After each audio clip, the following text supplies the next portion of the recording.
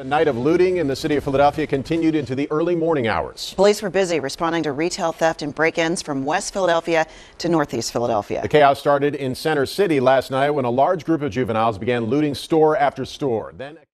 And just like that, it's happening again. After a judge dismissed charges against a police officer in the shooting death of Eddie Irizarry, Philadelphia erupted in looting and juveniles were going absolutely crazy. There was somebody live streaming herself committing the looting who ultimately ended up getting arrested, which, by the way, I was very satisfied to see. But yeah, it's an absolute disaster in Philadelphia. We got to talk about it. But before we do, I just want to say thank you to everybody who signed up over on actualjusticewarrior.com/join. Give me the money.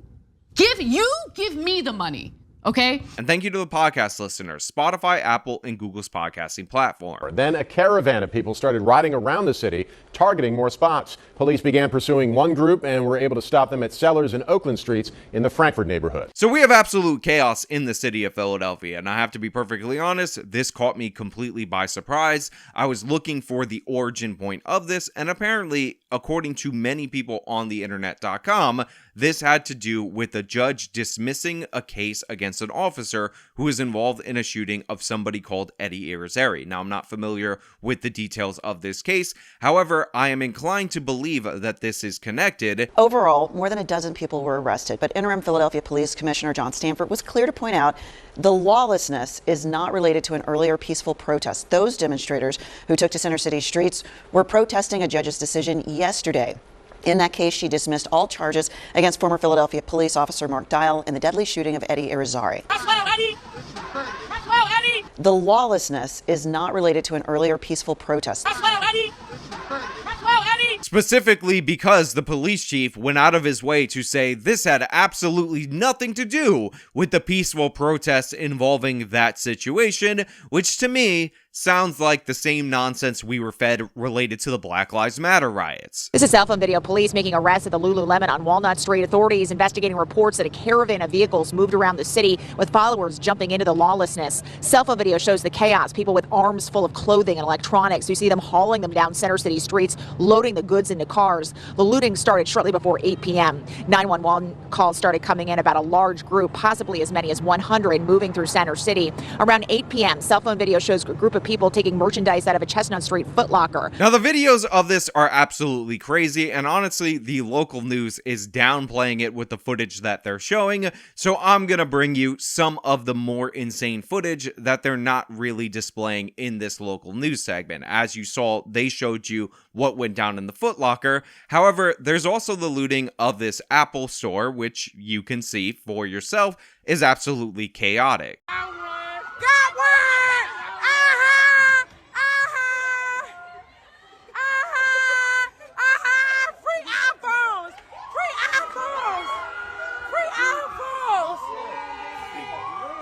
Security running. Oh, what's up? Yeah, next. Now, I know a lot of people are going to say, listen, Sean, those people are in poverty. They're just trying to feed those iPhones to their starving family, and they are, in fact, Aladdin. In fact, I received a Photoshop from my buddy Tony over at Current Revolt, the paper of record in the state of Texas, that depicts this Aladdin-like action that you're not seeing on this video, but definitely occurred later, where they give the iPhone to the starving orphan. Now, all joking aside, what actually ended up happening to these poor Aladdins who were stealing these iPhones to feed to starving orphans was that Apple initiated some kind of security protocol that caused all the devices to make an alarm, so these individuals decided it would be a good idea not to just leave the merchandise on the floor, but to destroy it. Crazy. Oh my God, this is crazy. Ain't nothing.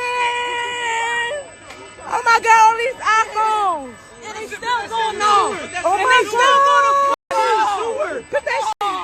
Oh my God. Because if they're not allowed to loot it, nobody else can be able to purchase it legitimately, so they decided to destroy these electronics, kick them into storm drains, and just show that they're all about the destruction and chaos and self-gratification, and make it clear to the general public that these are not civil rights protesters, these are not people using the voice of the unheard, these are thugs, these are criminals, these are opportunistic thieves, and these are the people who break down civilizations. Think about all the stores that are closing across Philadelphia and realized that these people are causing great suffering to the employees of those stores and to other customers that have to pay higher prices or have to go further to shop for basic goods because these people can't control themselves. Now, they also hit Foot Locker because stealing sneakers is also the voice of the unheard, and many of them hit Lululemon. A number of juveniles got away, but police say at least one adult was arrested. Within 15 minutes, more looting reported, this time at Lululemon. Now, the police actually did make arrests. There is video of that, but unfortunately, if I show you that, I feel like YouTube, the demonetization gods,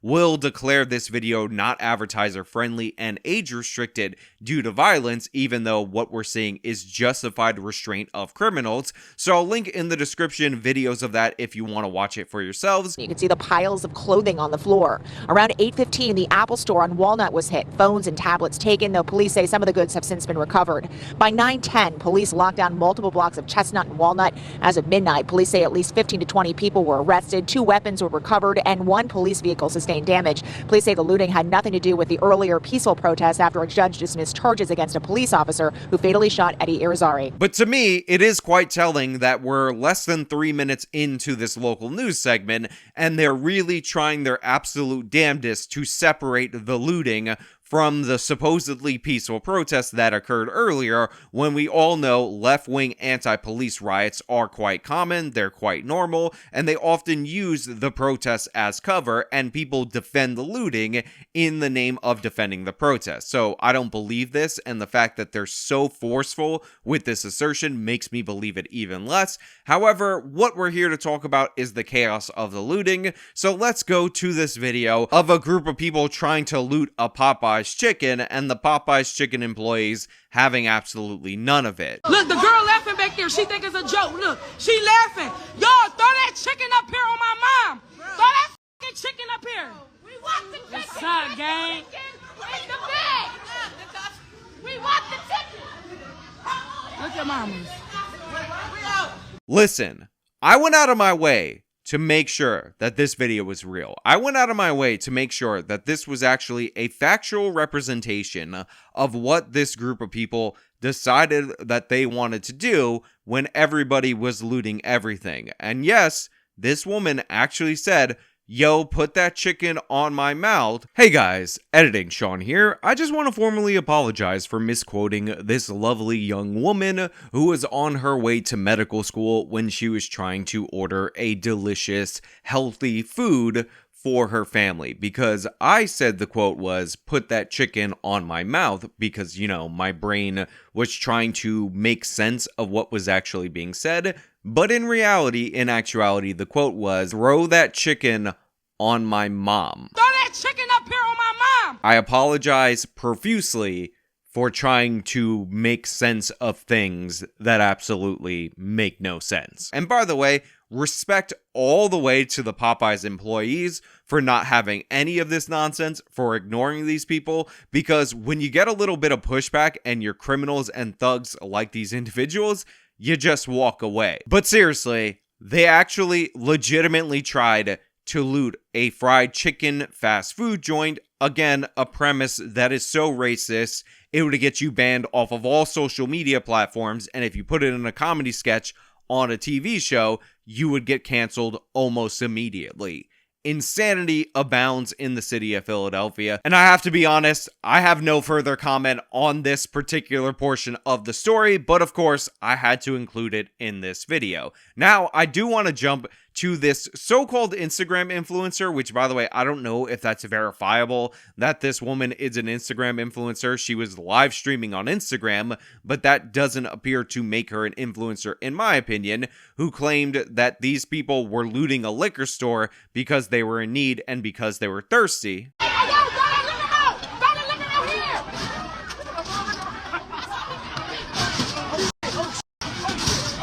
Everybody must eat. Everybody must eat. Everybody must eat. Everybody must eat. Yes. Everybody must eat. Everybody must eat. Everybody must eat. Now look, it is unbelievably, ridiculously stupid and over the top to live stream yourself looting a store, looting multiple stores, cheering on the looting. And by the way, I've seen a still image because they were looting a liquor store where she has a bottle in her hand. It is ridiculous. It is absurd. It is insane in every possible way. And I don't know if you guys are aware of this, but when you do live stream yourself looting in a city, there is a possibility that the police will see that live stream and arrest you. And unsurprisingly, this absolute dopey woman. Where's all this cops coming? Oh yeah, the cops coming.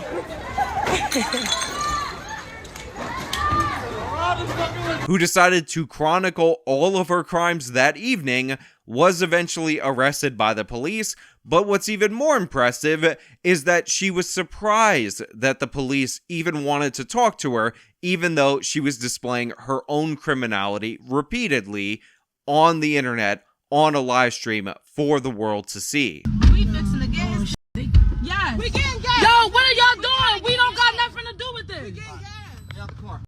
Look, I understand that criminals are stupid, they're not smart, they're not known for their intellect, but she truly thought she was going to be able to fool the officers by saying, we don't got nothing to do with this, when 9,200 people are watching at this moment her participating in the riots.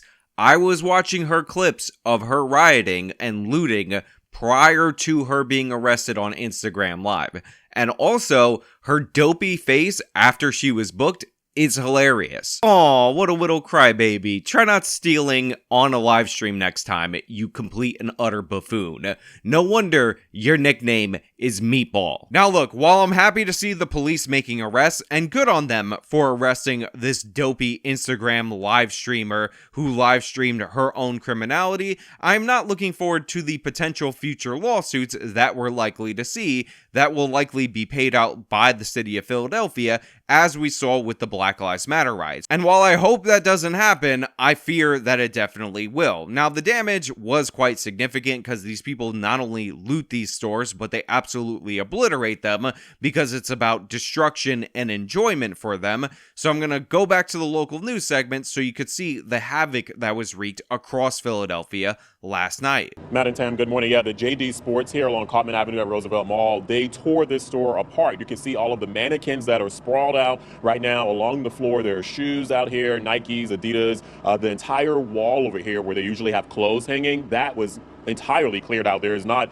a single piece of clothing left behind here in the JD Sports at Roosevelt Mall. I want to give you a look there, some additional video, shattered glass on the floor, also JD Sports here. Remember this footage in the future when you hear about stores closing at ever increasing rates in the city of Philadelphia. Remember this footage when you see protesters blaming the company because they can't afford to do business in here because the risk of theft and criminality is too off the charts in this area. Remember this when a left-wing progressive tells you that actually there's other reasons why they didn't decide to remain open in these areas, and theft has very little to do with it. Remember this every time a crime denier tells you that theft doesn't affect the people of the community and everything is covered by insurance. I expect stores in this mall to never return. I expect Philadelphia to have more and more closures. I expect businesses, small and large, to pay higher prices for insurance premiums, and I expect more and more businesses to flee cities like Philadelphia in the future. This is the chaos that people asked for when they voted for District Attorney Larry Krasner, a defense attorney who has no interest in prosecuting anyone. This is what criminal justice reform actually looks like. It has nothing to do with not prosecuting people for low-level marijuana offenses, and has everything to do with protecting criminals and destroying society. This is what we saw out on full display. You can pretend that these people are Aladdins, that they're just going to redistribute these goods in the community later, but in reality, we know what's going on. This was an organized attack on the city of Philadelphia. When one string of looting ended up being quelled, they started up in another portion of the city because these people are interested in their own personal gain and they will destroy everything in order to satisfy that niche. That's who these people are, and you can either hold them accountable and acknowledge reality, or continue to deny what's happening and watch all of the businesses flee this area. Watch these people force themselves into a depression, and then have their community leaders talk about how it must be evil white racism that is leading to the lack of investment in these areas. Nobody wants to invest in areas where theft is out of control. Nobody wants to invest in areas where it's completely lawless. You're doing it to yourselves, you're destroying yourselves, and nobody should take the blame except for the perpetrators and the politicians that enable them. But hey, those are just my thoughts. They happen to be 100% right, and if you disagree with me, feel free to let me know your wrong opinion down in the comments below. If you like the video, show them by leaving a like. Subscribe for more content. Follow me on my social media. Support me via the support links in the description of this video. This has been me talking about this insane Philadelphia looting. Till next time.